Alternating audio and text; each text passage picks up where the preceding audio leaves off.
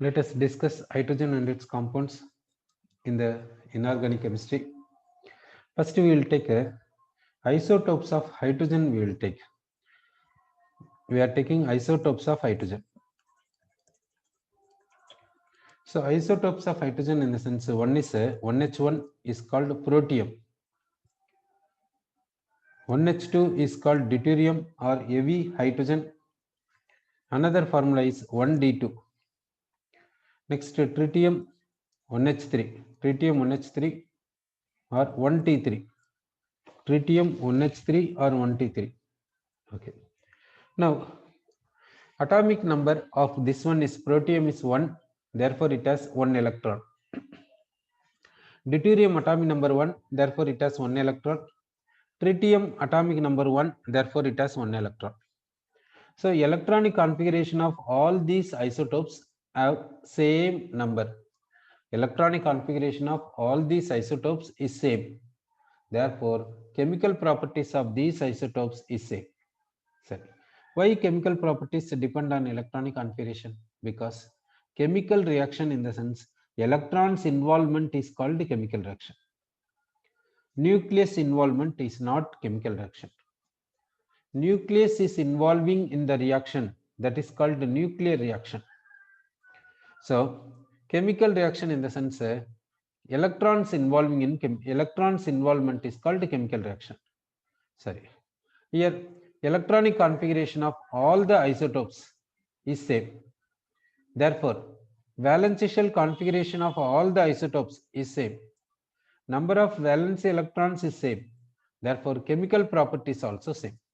So, chemical properties of all the isotopes of hydrogen is same. Okay. Next, physical constants we will see. Physical constants in the sense boiling point, melting point, density, bond dissociation energy. These are physical constants. How the physical constants will be there for these isotopes?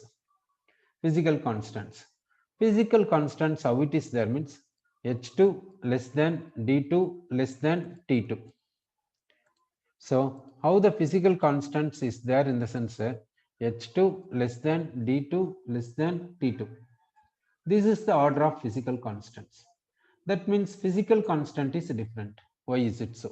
Because isotopes have different mass numbers. Different mass numbers, therefore molecular mass is different. Molecular mass is different means physical constants also different. Now H2 is having lower molecular mass, therefore it is having lower physical constant. For example, boiling point we will take. Boiling point. Now H2 liquid we will take. This we are converting into H2 gas. Now H2 liquid we are converting into H2 gas. At which temperature liquid is continuously converting into gas vapor, that temperature is called boiling point. What is the difference between liquid and vapor? Here distance between molecules is low, here distance between molecules is high. Here intermolecular force is high, here intermolecular force is low. That means we have to provide energy to the liquid such that molecules will move away and become vapor. So to make the molecules to move away, energy is required. Therefore, we have to supply energy that at particular temperature, the supplied energy is continuously utilized for liquid into vapor. So that temperature we are saying boiling point. Now we will say take D2, deuterium, heavy hydrogen. This we will convert into vapor state. This also at particular temperature, liquid is converting into vapor. Therefore, that temperature is called boiling point. Now, here also molecules, liquid is converting into vapor in the sense we have to increase the distance between molecules. Here molecular mass is less, easily moving away. Molecular mass is more, so not easily moving away. Therefore, this is moving away for which it requires less energy. It is moving away for which it requires more energy. Therefore, boiling point is less for this, boiling point is more for this. Okay, so physical constants depends on mass. So mass number is different. Mass number is different. Therefore, by the physical constants also different. This molecular mass is less, therefore it has less physical constant. Its molecular mass is more, therefore it has more physical constant. So boiling point order, if you see, it is less, it is more, it is still more. Okay, so physical constants order will be like this. So physical constants, example, boiling point, melting point, density, bond dissociation energy, etc. So then rate of reaction we'll see. Now we will see rate of reaction.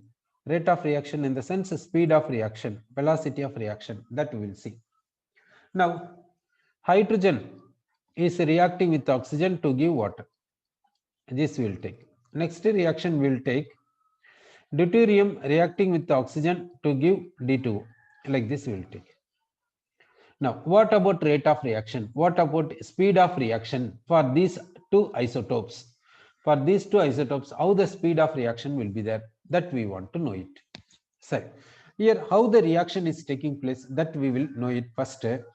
Here deuterium we will write D single bond D. Oxygen will write O double bond O. D2O we will write it as OD OD.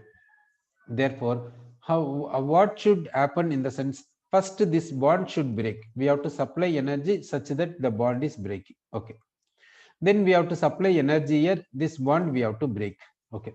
Now bonds have been broken. After breaking the bond, the atoms are reorganizing. They're reorganizing like this. Okay. The atoms are reorganizing. Okay. Now bond is producing, bond is forming, bond is forming. Bond is forming means attraction, therefore energy is liberated here. Okay. So this chemical reaction, how it is taking place? First, this bond is breaking. This bond is breaking. They are converting into atoms. Atoms reorganizing and bond formation takes place. Okay. Now we will take H2 here. To break this bond, we have to supply energy. Then only we will get water. Similarly, to break this bond, we have to supply energy, then only we will get D2O. It is called heavy water. D2O is called heavy water, deuterium oxide. So, here, to break this bond, we need less energy. To break this bond, we need more energy.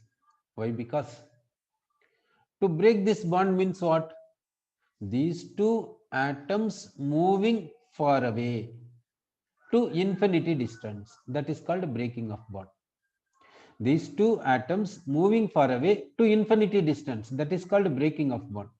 So mass of hydrogen is less, mass of deuterium is more.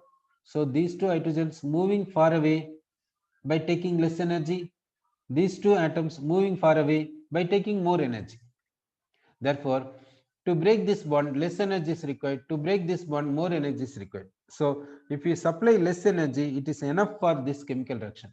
We have to supply more energy to make this chemical reaction to undergo. Therefore, here less energy required means this reaction is easily possible. Less energy required in the sense this reaction is easily possible. More energy required, so this reaction is not easily possible because of less bond dissociation energy here.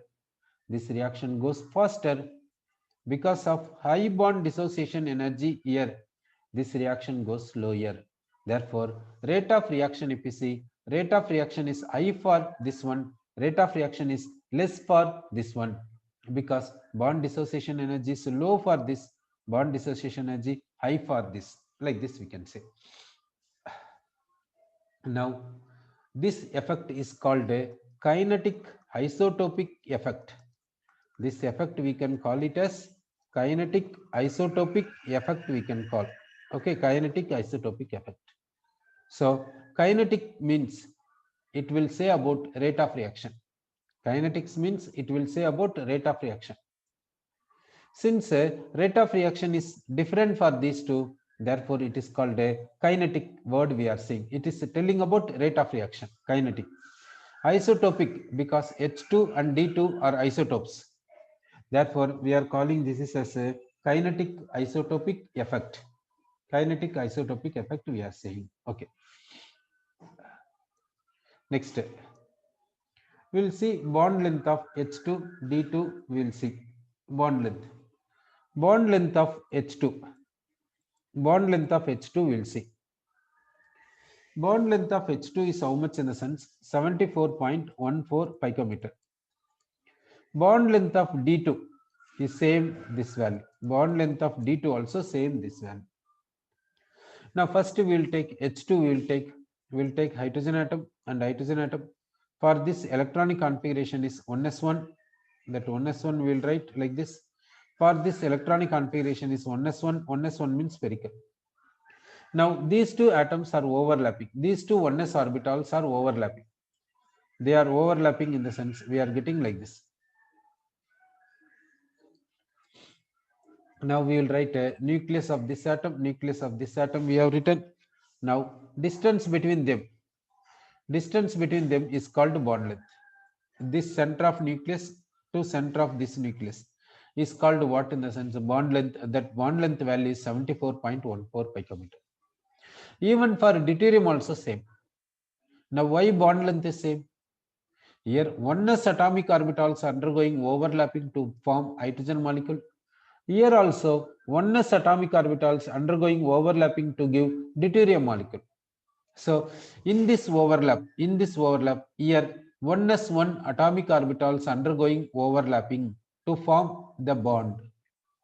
Here also 1s1 atomic orbitals undergoing overlapping here to form the bond here. Therefore, here bond length and here bond length remain same.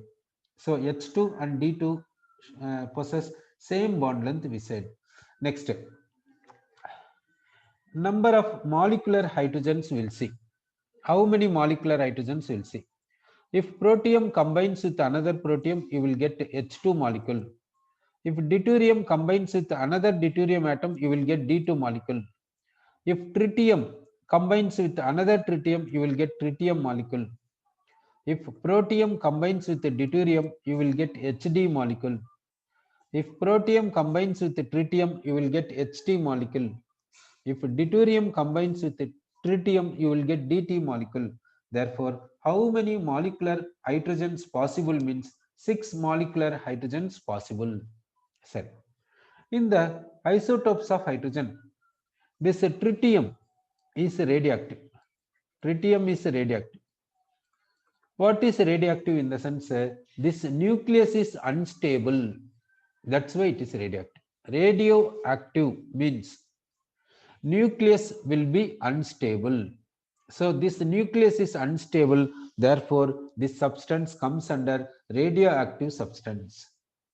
Radioactive substance means that nucleus is unstable. In order to get stability, the nucleus will emit some particles. So this nucleus is unstable. So this nucleus is emitting some particles in order to get stability. What particle it is emitting in the sense? The generally radioactive rays. Radioactive rays means the emitted particles are called radioactive rays. What are radioactive rays means? Alpha rays, beta rays, gamma rays, positrons. Like this, many radioactive particles are there. Now, what is alpha particle? That we'll see. Alpha particle in the sense dipositive helium nucleus. That means He2 plus is called alpha particle. Then we'll see beta particle. Beta particle in the sense for this beta symbolic representation is given like this. Its charge is how much means -1. Its mass is how much means nearly 0. It is beta particle. Like this, radioactive rays are there. Okay. Now this tritium, if you take this tritium is emitting which radioactive rays in the sense it is emitting beta rays. It is emitting what in the sense beta rays.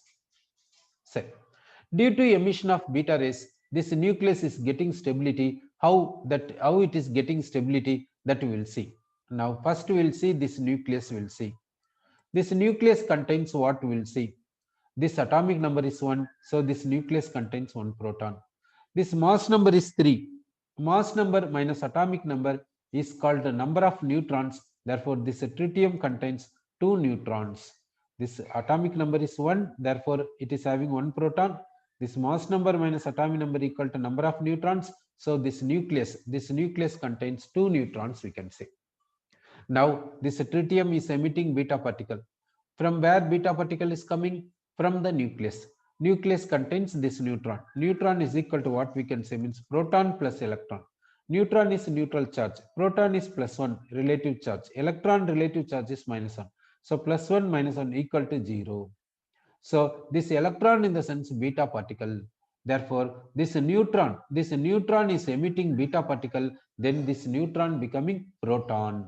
So now after emitting beta particle, the nucleus becomes what we will see. Now, in the nucleus, now 2 protons will be there. Why? Because already 1 proton is there. Now the neutron is emitting this beta particle. After emitting this beta particle, what is the remaining means the proton is remaining. Therefore, now the nucleus contains 2 protons. Number of neutrons becomes 1. Now the atomic number is 2 because nucleus contains 2 protons. Atomic number 2 means helium, and mass number is how much means sum of these two, that is 3. So tritium is emitting beta particle, then becomes helium nucleus. But mass number is how much? 3. Okay, so therefore we can say tritium is radioactive. So radioactive substance in the sense that will have one property called a half-life period. Radioactive substance will have one property called half-life period. Half-life period symbolic representation is T 1 by 2. Period in the sense time, therefore T. Half in the sense 1 by 2. Half-life period for tritium is how much in the sense 12.33 years. What is the meaning of half-life period? That means suppose we are taking 50 gram of tritium. After 12.33 years, the 50 gram becomes 25 gram after 12.33 years. Again after 12.33 years, the 25 grams becomes 12.5 grams, like this. That means half of the tritium as converted into helium by taking this much period. Okay, so half-life period means this much time the tritium takes for half of the amount to convert into helium. Okay, therefore this is called half-life period, we can say. So half-life period for tritium is so and so. Then tritium is radioactive, even then it is non-toxic. Tritium is radioactive, even then it is non-toxic. Why it is non-toxic in the sense because it is emitting beta particle that is having low energy. It is emitting low energy beta rays. Therefore, we can say tritium is a non-toxic substance, we can say. Then this isotopes of hydrogen. What is the use of isotopes of hydrogen in the sense deuterium and tritium? Deuterium and tritium, deuterium and tritium are used as tracers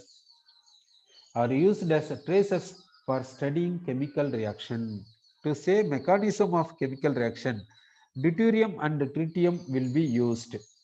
Sir, what is mechanism of reaction? Mechanism of reaction means one chemical reaction taking place means how the chemical reaction takes place, which bonds are involving, which bonds are breaking, which bonds are producing, which electrons involving, how many electrons involving, in which atom chemical reaction is possible. Like these and all detail will be explained. That is called the mechanism of chemical reaction. To say mechanism of chemical reaction, we have to study that. We have to study the equation. We have to study the chemical reaction.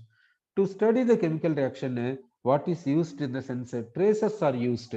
What are the traces in the sense? This deuterium and tritium are used as traces for studying chemical reaction. Sir, next we will go for nuclear spin isomers of hydrogen. Next we are taking nuclear spin isomers, nuclear spin isomers of hydrogen, nuclear spin isomers of hydrogen. So spinning in the sense for electron only we have seen spinning, clockwise spin, anti-clockwise spin we have seen. Now we are seeing about what? Spinning in the nucleus. Spinning in the nucleus we are seeing.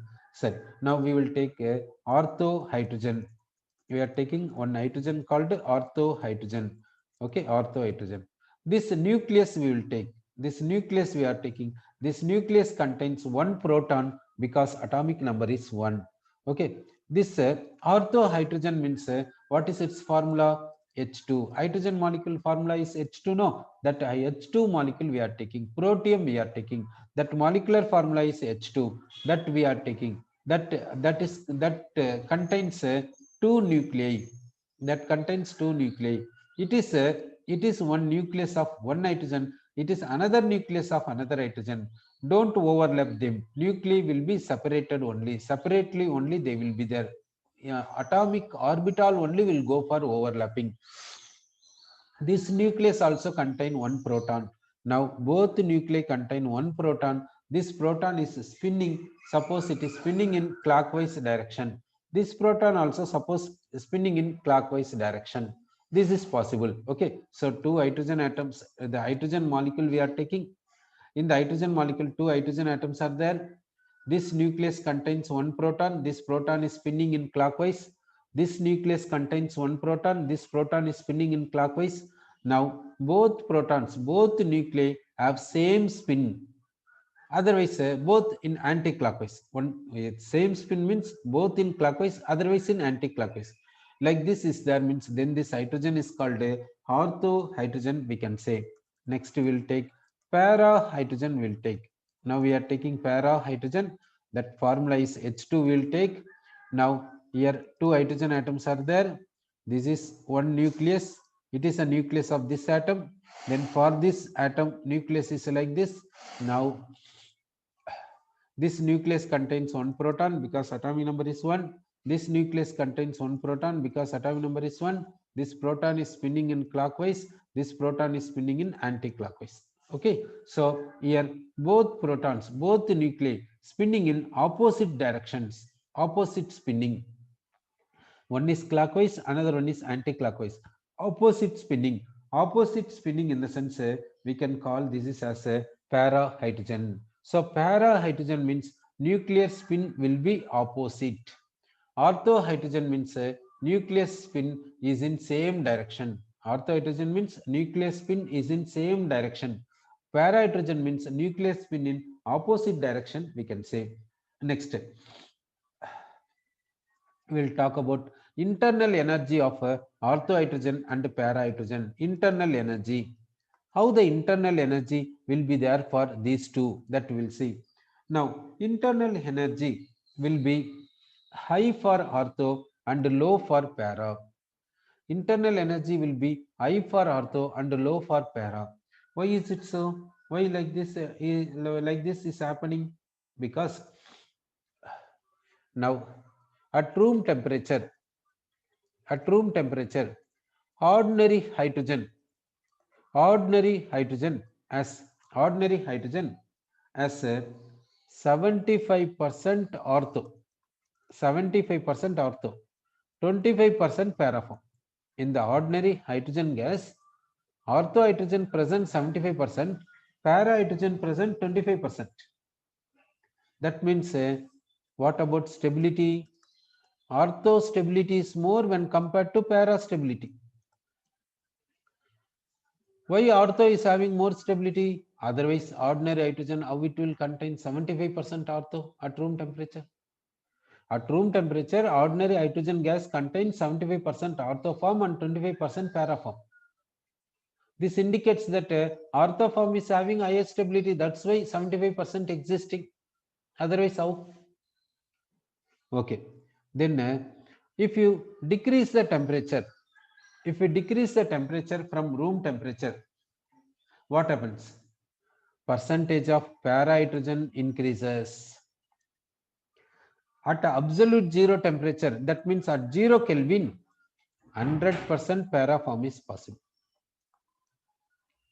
At 0 Kelvin, 100% para form is possible, no ortho hydrogen.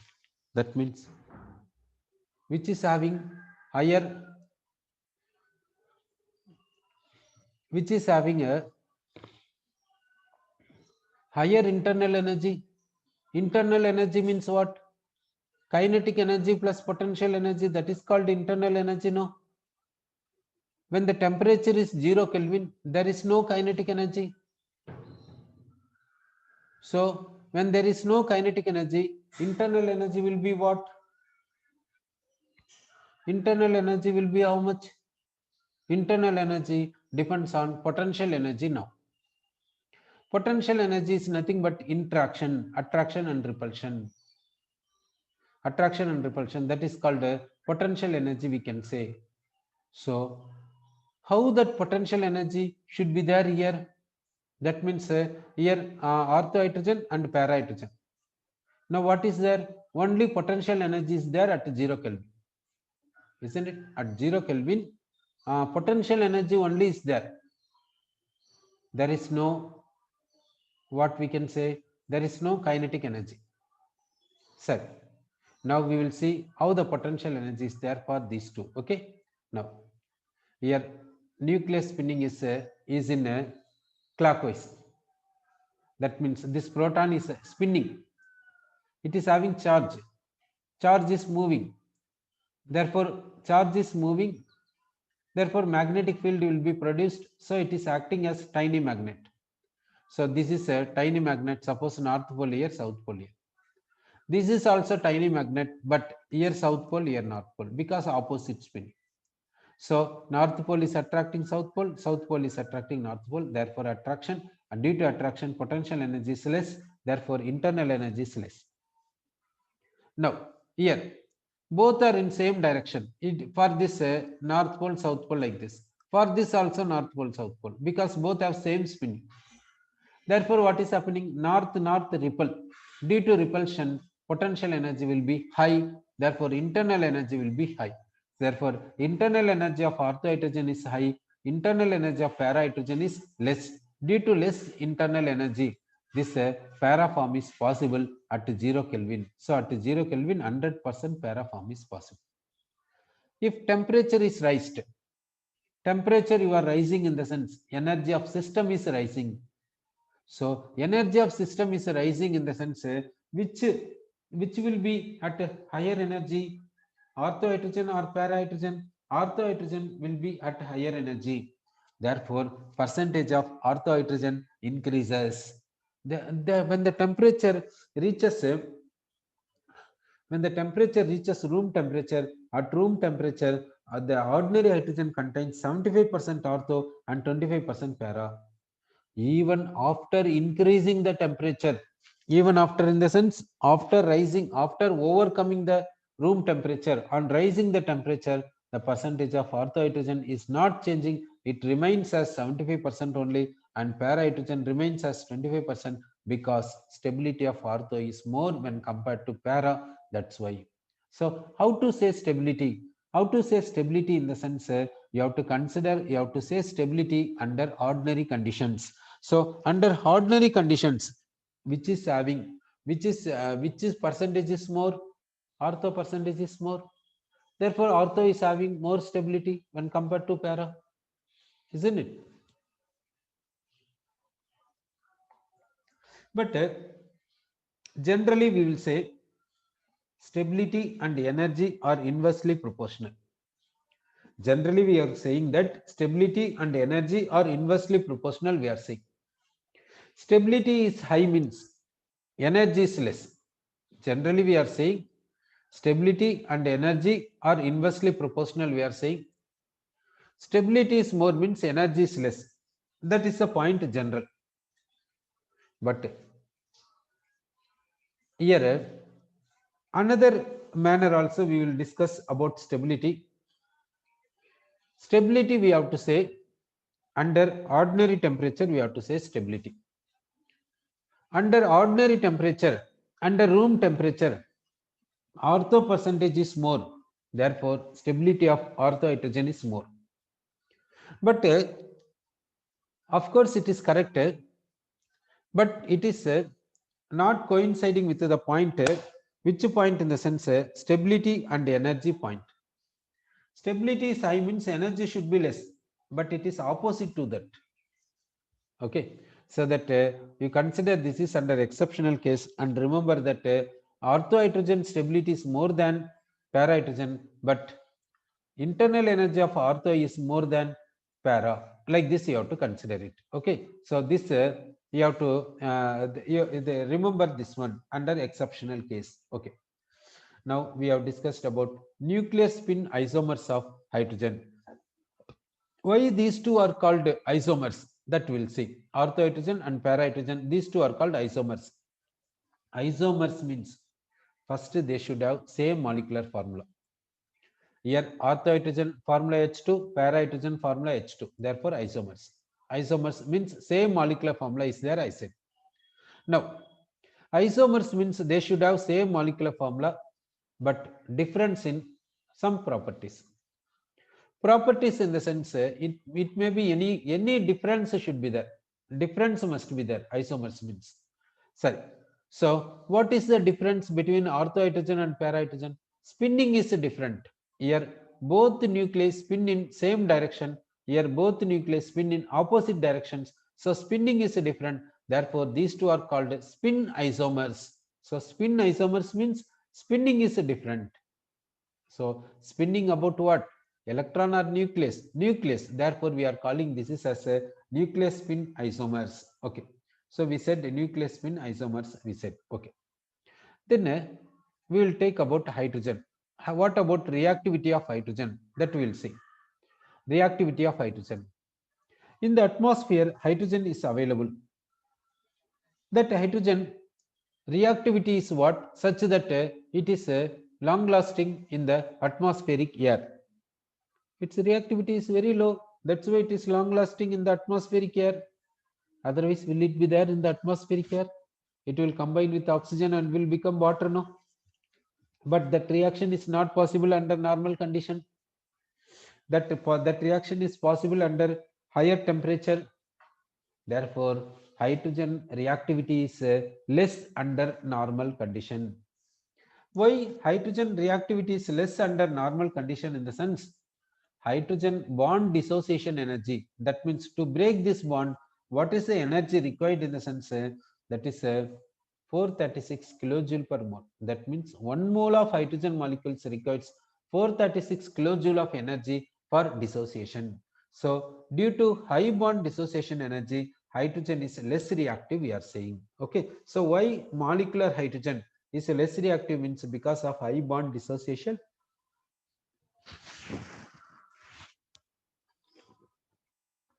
Next we will take about atomic hydrogen. Now we are going for atomic hydrogen. Okay. How to get atomic hydrogen? We'll say atomic hydrogen. Now we will take the molecular hydrogen. We will take to this you supply energy. The bond is breaking. Bond is breaking means it is becoming what? In the sense these two atoms are going far away to infinity distance. Then we will call this is as a atomic hydrogen. Okay, it is gas. G means gas. Atomic hydrogen we will say. So to convert molecular hydrogen into atomic hydrogen, what we have to do means we have to supply energy. So provide high temperature, then the molecules are converting into atomic hydrogens. So then we have to keep low pressure for this. Low pressure, you keep low pressure and high temperature, then molecular hydrogens are converting into atomic hydrogen. Sorry, why we are keeping high temperature? Because energy is required to break the bond. Why we are keeping low pressure? If we keep low pressure, then distance between molecules will be high. Then molecules easily undergoing dissociation for that case. Okay. Therefore, molecular hydrogen on thermal dissociation gives a atomic hydrogen. Set. This atomic hydrogen. What is the use of this atomic hydrogen? Why we have to prepare this atomic hydrogen? This atomic hydrogen is used for which case? In the sense, it is used for welding. It is used for welding in the sense, what is the meaning of welding? Welding in the sense joining the metals. Why to join? Okay, it is required because of breaking or due to hole or anything will be there in order to join, in order to join or in order to fill the hole. We will say that welding. So welding in the sense we have to melt the metal. Then only two metals will be joined. If you melt and pour the molten liquid, then only the hole will be filled up. So we have to melt the metal. Melting the metal in the sense more energy is required because melting point of metals will be high generally. So more energy is required in the sense what we have to do means this atomic hydrogen will be passed into the place where high temperature is required. Okay, this atomic hydrogen is passed. As soon as atomic hydrogen is passed, they are combining to give hydrogen molecule while bond is formed. Due to formation of bond, high energy will be liberated. High energy will be liberated. This energy is used for melting the metals and used for welding. Okay, so atomic hydrogens immediately combining to give molecular hydrogen, while lot of energy is liberated. Due to that energy, the metals are melting. Therefore, this atomic hydrogen is used for welding. Okay, so atomic hydrogen is providing how much temperature? No, 4000 degrees Celsius. This atomic hydrogen combining to give molecular hydrogen, while it is providing how much temperature means 4000 degrees Celsius it is providing. This is called atomic hydrogen welding torch. Now see that atomic hydrogen immediately become molecular hydrogen, because for atomic hydrogen, what is the lifetime? Lifetime is nearly 1 by 3 second. That means it will exist for how much time? Means 1 by 3 second only it will exist. That means immediately it is becoming hydrogen molecule. It is not long lasting. Okay, since its electronic configuration is 1s1, 1s1 in the sense unstable configuration. If it is getting one electron, then it will get helium configuration. In order to get helium configuration, it goes for chemical reaction very fast. Therefore, this atomic hydrogen is extremely reactive, we can say. Then this atomic hydrogen can be used as a reducing agent. Atomic hydrogen can be used as what? In the sense reducing agent. It reduces many molecules.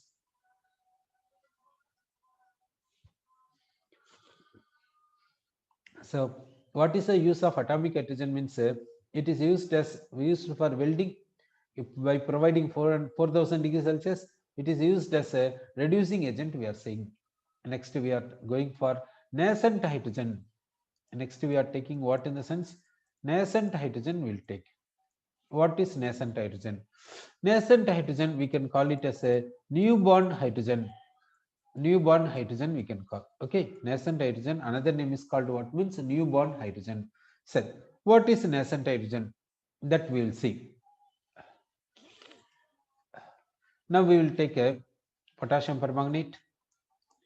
It is in acidic medium. To this potassium permanganate, let us pass hydrogen gas. What happens? Means no reaction takes place. This potassium permanganate is having violet color. The violet color is persistent in this one. No change for violet color. Okay. Now, instead of hydrogen gas, we will do one thing. Instead of hydrogen gas, let us add zinc pieces. We are adding zinc pieces. We are taking potassium permanganate, that is violet color. Acidic medium we are providing. Instead of hydrogen gas, we are adding zinc pieces. On adding zinc pieces, what happens? Means the violet color disappears. That means chemical reaction takes place. This potassium permanganate, this Mn, this manganese is having +7 oxidation number, that is becoming +2 oxidation number. Zinc here 0 oxidation number, that becomes Zn +2 oxidation number. So zinc undergoes oxidation. This potassium permanganate undergoes a reduction. How reaction takes place here? What is the reason? In the sense, now this zinc is converting into zinc ion by losing 2 electrons. Here acidic medium is there, H plus is there. This H plus takes the electron and becomes hydrogen. This hydrogen converts permanganate into Mn plus 2. Okay, this +7 manganese is converting into +2 manganese. This hydrogen is becoming H plus and takes oxide and becomes water. So here hydrogen oxidation number is 0, that becomes +1. Hydrogen undergoes oxidation, manganese undergoes reduction. Therefore, this hydrogen reduces this permanganate. Now, this hydrogen